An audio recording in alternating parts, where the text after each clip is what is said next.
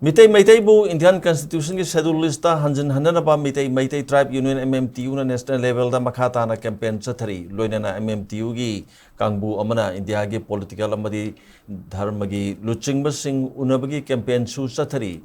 campaign asida India gi schedule tribe ki luchingba singsu unari ngasi phawbada toan ba luchingba singa wari sanabada Mitay phurupna Indian Constitution gi article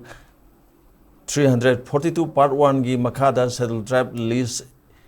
ta yaunanaba nauna demand tawgadaba nate maitai gi schedule tribe ki demand asidi India lengakna tawpham thokpa oina tawgadabani haina phongdorokpa kaya leire haina MMTU gi organization secretary ta khelambam parijatna thokpa cherol amana hari